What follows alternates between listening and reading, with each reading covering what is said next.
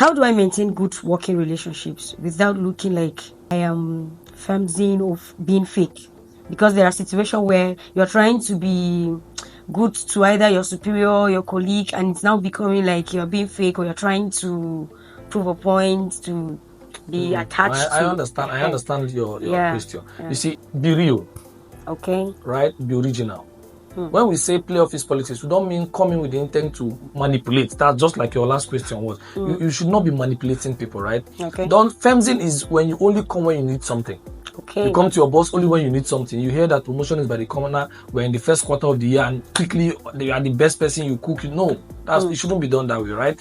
You should be real. Okay. Give value. What are those things that my boss loves?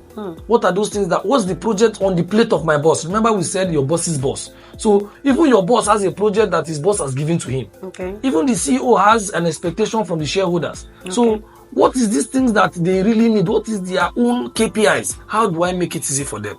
How do I make their own job easy? Making their own job easy might be you are error free.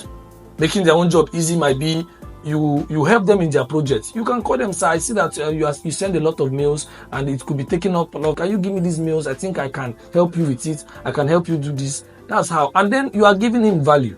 He's seeing your value. He's seeing the reason you are there to make his work easy, his own work easy. As he grows, definitely you will grow. So that's how you do. Don't mean suck up to them and lie down, you stand up, you jump around, make other of your colleagues feel, like, who is this one? What does she even think she's doing? Yeah. But that's not it, right? Yeah. You bring value. You are real. You are yourself. You're original. But you also know that this is a game I'm playing. And just like in the game of chess, you plan your moves as you go. Yeah. Right? Why not also making your colleagues, breed jealousy among your colleagues? Interesting. Thank you very much.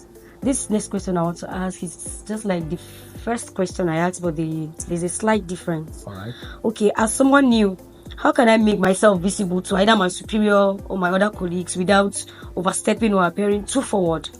All right. And what you should do is, if you have, let's say you come into the office, I have advocated that the first 1 month you observe. Okay. Observe. Okay. You should relate with everybody, but you should be intentional. All right. Right? Be intentional. You don't need everybody to succeed. Sure. The truth is, no matter what you do, everybody cannot like you. That's why it's a game. There is losing, there is winning. Yeah. Right? So you come with an intention. You are intentional. I want to make friends with my boss.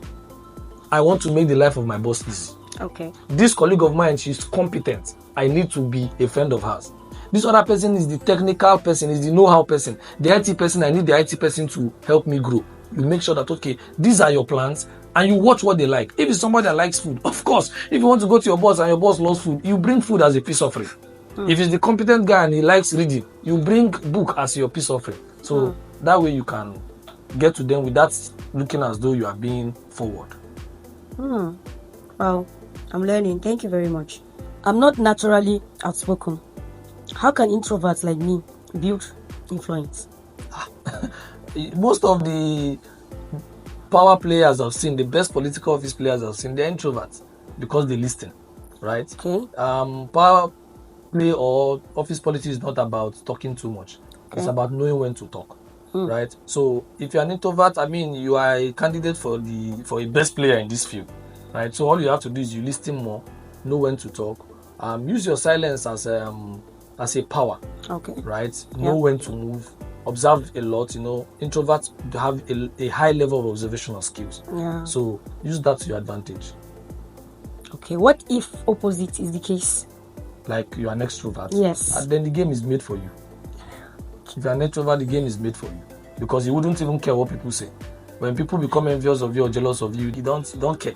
And because you don't care, you play the game very well. All right. Wow, thank you very much, sir.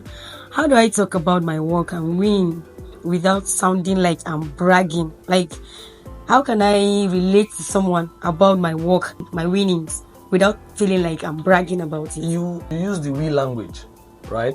When you want to talk about your achievements, ease into your achievements. Okay. Right? Ease into it with the we language. Okay, let's say they want to get a deposit of 1 billion, right? Your team has a target to mobilize 1 billion to your organization. Okay. And you happen to get, like, say, 800 million or 830 million of that money. Instead of coming to the office and be like, whoa, I'm the person. I'm the one. I'm the best team member of this team and this and that. No, you can just come in and, go to your boss or call the team together and say, we had this huge task before us. We've been able to achieve a large milestone so far. I've been able to mobilize 82% of this huge deposit. And I believe other team members are working also to bring about the deposit. And I believe before the end of the week, we should have hit our targets. Right. So when you say that way, nobody will feel offended. When you come in and say, I don't get 1 billion, people are not even doing anything. Yeah. Hey, I'm the only one working in this team. You will create envy. You will create jealousy. That's true. Remember, the second people you should be in good rapport with to grow are your colleagues. Yeah. Right. Thank you very much. Let me tell you a story. I actually do this a lot. You see, whenever we send requests to the head office, I know that these people, they look at it like, because of this bureaucracy. Like, okay, who is this one? They are disturbing us. They have a lot of requests. I decided that to stand out, whenever I send a request to the finance team, whenever it's treated, no matter how long it takes, I make it a point of duty to send a thank you note to them. Say, thank you so much for your effort. Thank you for your effort. Right? And they know me for it now. So there's this particular snob of the office who he doesn't reply to people's requests. But once he sees my request, he replies to it. Because he knows there will be a thank you. There's a thank you on my email signature. But I still make it a point of duty to send a thank you note after he treats my request. Oh, wow. Thank you very much for that. All right.